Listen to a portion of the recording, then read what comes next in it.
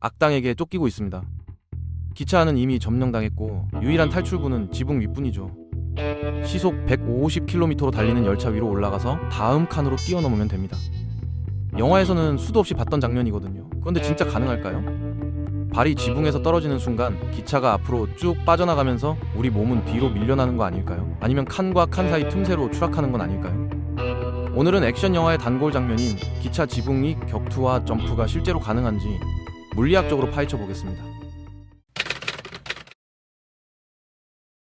일단 기차 지붕 위로 올라가기 전에 기본적인 물리 법칙부터 이해해야 하는데요. 여러분이 시속 145km로 달리는 고속열차 안에 앉아 있다고 상상해 보세요. 기차는 분명히 엄청난 속도로 움직이고 있죠? 그런데 여러분은 가만히 앉아 있거든요. 이 상황에서 여러분은 움직이고 있는 걸까요? 아니면 정지해 있는 걸까요? 정답은 누구한테 물어보느냐에 따라 달라지는데 옆 좌석 승객 입장에서 보면 여러분은 완전히 정지 상태고, 철도 건널목에서 기차를 구경하던 사람 입장에서는 여러분도 시속 145km로 달리고 있는 겁니다. 물리학에서는 이걸 관성 기준틀이라고 부르는데요. 쉽게 말하면 관찰자가 어디에 서 있느냐에 따라 움직임의 정의가 완전히 달라진다는 뜻이죠. 이 개념이 왜 중요하냐면 기차 안에서 점프했을 때 무슨 일이 벌어지는지 이해하는 핵심 열쇠거든요. 기차 객실 안에서 제자리 점프를 한다고 생각해보세요. 흔들림 없이 일정한 속도로 달리는 기차라고 가정하면 점프해서 공중에 떠 있는 동안 기차가 앞으로 쭉 나가버려서 착지할 때 뒤쪽에 내려앉을 것 같지 않나요? 실제로는 그런 일이 벌어지지 않습니다. 여러분이 점프하기 전에 이미 기차와 같은 속도로 움직이고 있었기 때문에 공중에 뜬 상태에서도 그 속도가 유지되거든요. 발이 바닥에서 떨어졌다고 해서 갑자기 속도가 사라지는 게 아니라는 얘기죠. 결과적으로 여러분은 정확히 점프했던 그 자리에 착지하게 되는데, 이건 여러분 집 거실에서 점프하는 것과 물리적으로 완전히 동일한 상황입니다. 기차 안에 앉아있는 다른 승객들 눈에는 그냥 제자리 점프로 보이고, 밖에서 지켜보는 사람 눈에는 여러분이 포물선을 그리며 앞으로 날아가는 것처럼 보이겠지만요. 여기까지는 좋습니다. 기차 안에서는 점프해도 문제 없다는 게 확인됐으니까요. 그런데 문제는 우리가 가야 할 곳이 기차 안이 아니라 지붕 위라는 겁니다. 지붕 위로 올라가면 상황이 완전히 달라지거든요. 기차 객실 내부에서는 벽과 천장과 유리창이 외부 환경으로부터 완벽하게 보호해 주는데요. 바람이 얼마나 세게 불든 비가 오든 눈이 오든 객실 안에서는 거실에 앉아 있는 것과 크게 다르지 않죠. 하지만 지붕 위로 올라가는 순간 이 보호막이 완전히 사라집니다. 그리고 여러분을 가장 먼저 맞이하는 건 바로 공기 저항이에요. 공기 저항이라는 게 뭐냐면요, 공기 분자들이 움직이는 물체와 충돌하면서 생기는 힘인데, 물체가 움직이는 반대 방향으로 작용합니다. 시속 145km로 달리는 기차 지붕 위에 서 있다고 생각해 보세요. 바람 한 점 없는 완벽하게 고요한 날씨라고 해도 여러분 몸은 시속 145km의 맞바람을 정면으로 맞게 되는 거예요. 이게 얼마나 센 바람인지 감이 안 오실 수 있는데, 시속 145km 바람은 미국 기상청 기준으로 카테고리 1 허리케인에 해당하는 수준이거든요. 허리케인이라는 단어가 나오면 좀 실감이 나시죠? 카테고리 하나 허리케인이 어느 정도냐면 건물에 구조적 손상을 주지는 않지만 나무를 뿌리째 뽑을 수 있고 해안 지역에 침수 피해를 일으킬 수 있는 수준입니다. 이런 바람을 맞으면서 기차 지붕 위에 똑바로 서 있는다? 영화에서는 쉬워 보이지만 현실에서는 거의 불가능에 가깝죠. 구체적인 숫자로 한번 계산해 볼게요. 공기 저항력의 크기는 여러 가지 요소에 의해 결정되는데, 공기 밀도, 움직이는 물체의 단면적, 속도의 제곱, 그리고 항력 계수라는 게 있습니다.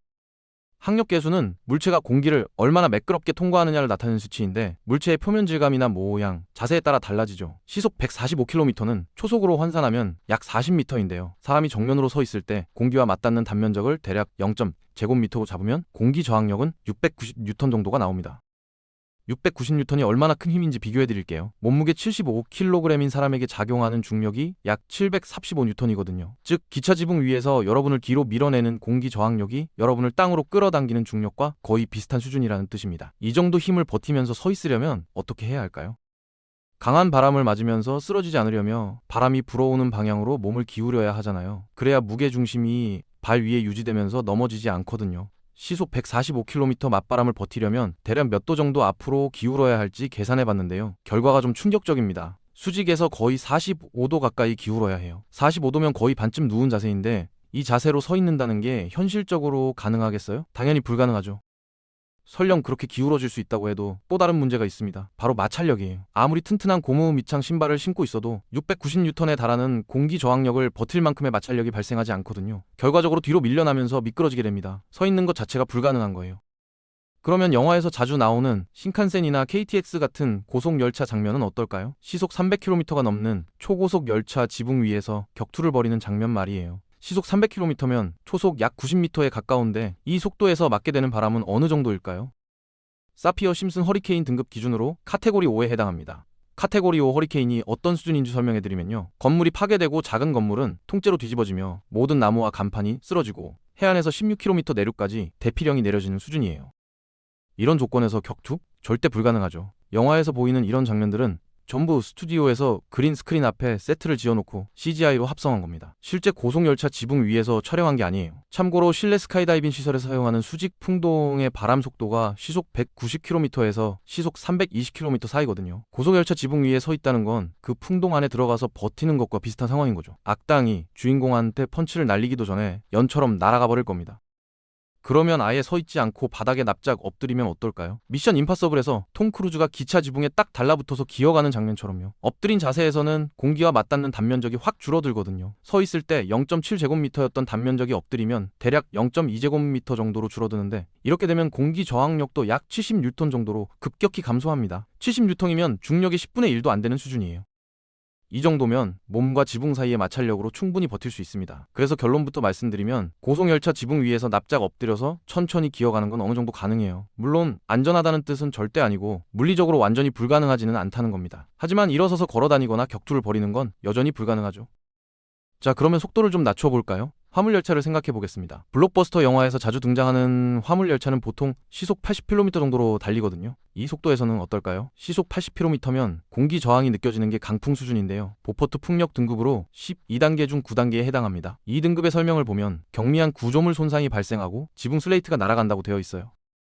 여전히 만만치 않은 바람이죠. 하지만 고속열차에 비하면 훨씬 나은 조건이에요. 계산해보면 공기 저항력이 대략 200뉴턴 정도로 고속열차의 3분의 1도 안 됩니다. 수직에서 약 15도 정도만 앞으로 기울이면 서 있는 게 가능해져요. 15도면 어느 정도냐? 살짝 앞으로 숙이는 정도예요. 이 정도는 인간이 충분히 유지할 수 있는 자세죠. 그런데 서 있을 수 있다는 거랑 싸움을 할 수 있다는 건 완전히 다른 문제거든요.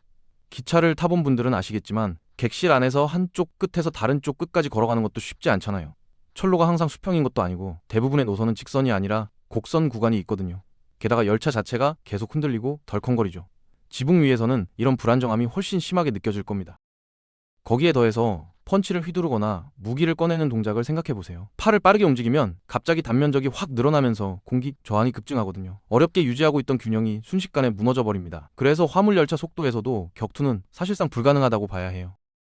달리기는 어떨까요? 15도 기울인 자세를 유지하면서 세계에서 가장 어색한 발걸음 정도는 옮길 수 있을지 몰라요. 하지만 본격적으로 뛰는 건 무리입니다. 달리려면 자세를 바꿔야 하고 자세를 바꾸면 그 순간 균형이 무너지거든요.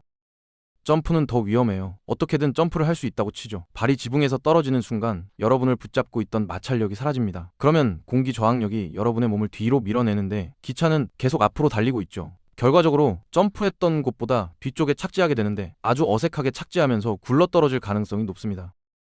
이런 장면들을 촬영할 때 실제로는 어떻게 하냐면요. 기차를 아주 느린 속도로 움직이거나 아예 멈춰놓고 촬영합니다. 편집과 카메라 워크로 빠르게 달리는 것처럼 보이게 만드는 거죠.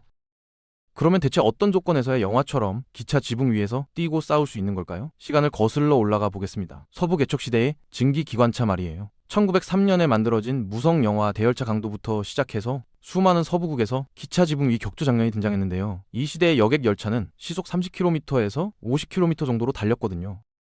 시속 40km 정도라고 해볼게요. 이 속도에서 맞게 되는 바람은 미국 기상청 기준으로 강한 바람 수준인데 보퍼트 등급 6에 해당합니다.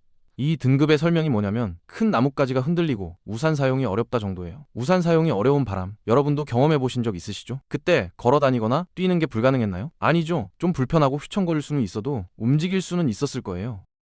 이 정도 조건이면 기차 지붕 위에서 싸우는 게 가능해집니다. 물론 약간 휘청거리겠지만요. 다가오는 장애물을 피하기 위해 점프하는 것도 가능해요. 물론 안전하다는 뜻은 절대 아니지만 물리적으로는 가능한 영역에 들어오는 거죠. 사실 그 장면에서 본드는 그냥 엎드리면 됐을 것 같긴 하지만요.